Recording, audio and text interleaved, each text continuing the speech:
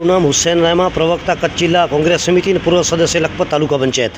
અત્યારે હાજીપીર પાસે આવેલી 3 મીઠાની કંપનીઓ, જેમાં અર્ચિયન, સત્યસ અને ભગવતી, જે કંપનીઓ જે તે સમયે કંપનીઓ જ્યારે નિર્માણ પામી ત્યારે એ લોકોએ પોતાનો રૂટ મેપ આપ્યો હતો કે મીઠાની ગાડીઓ ભરી કરી હાજીપીરથી દેસલપુર થઈને દેસલપુર ફાટક નીકળશે, પરંતુ અત્યારે હાજીપીરથી કરી દેસલપુર સુધી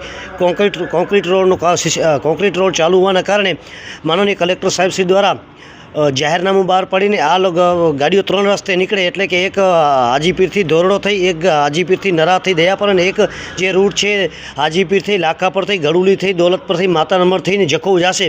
ત્યારે હાજીપીર અને લાખાપર અને જારા, લાખાપર અને ગડુલીની વચ્ચે જે લાખાપર અને ગડુલી વચ્ચે રોડ છે એ રોડ અત્યંત સાંકડો છે. RNB દ્વારા એમ જણાવવામાં આવેલ છે કે આ ગાડીઓ અહીંયાથી પસાર થાય, પરંતુ આ જે લાખાપરથી ગડુલી વચ્ચેનો જે રોડ છે એ સિંગલ રોડ છે, જેના પર મોટા મહાકાય ગાડીઓ પસાર ન થઈ શકે. અને સાથે સાથે લાખાપર ગામમાં પ્રવેશ થાય ત્યાં પ્રાથમિક શાળા આવે છે, અને પછી ગડુલીમાં પણ પ્રાથમિક શાળા આવે છે. ગડુલી અને લાખાપર પર હજારો ખેડૂતો દરરોજ પોતાના ખેતી અને પશુધનવાળો વિસ્તાર છે. ગડુલી અને લાખાપર 7 કિલોમીટરના રસ્તે એક ખેતર એવું ન હોય કે જ્યાં ખેતી ન થતી હોય, તો દરરોજ ખેડૂતો જતા હોય છે. અને સાથે સાથે ધોરડોથી કરી નારાયણ સરોવર, માતા નંબર જતા પ્રવાસીઓ પણ આ રોડ ઉપરથી પસાર થાય છે, જેના કારણે પ્રવાસીઓ અને સ્થાનિક લોકોને ખૂબ હેરાનગતિ થાય છે.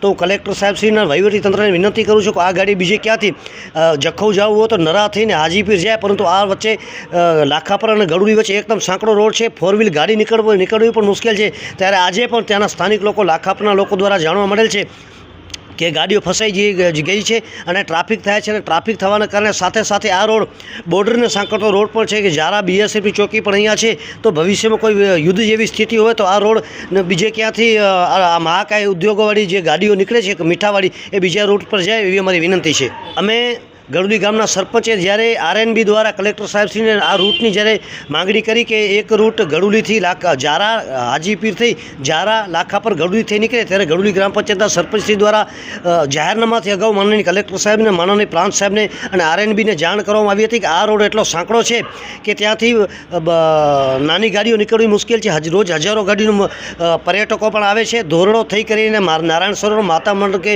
આ બાજુ કોટેશ્વર બાજુ ફરવા આવતો લોકો આજ રોડ પર પસાર થાય છે. સાથે સાથે ગડુલી અને લાખાપર ગામની પ્રાથમિક શાળાઓની બંને રોડની વચ્ચે આવે છે, અને ગાડીઓ પસાર થાય તો નાના ભૂલકાઓને જીવ પર પણ ખતરો છે.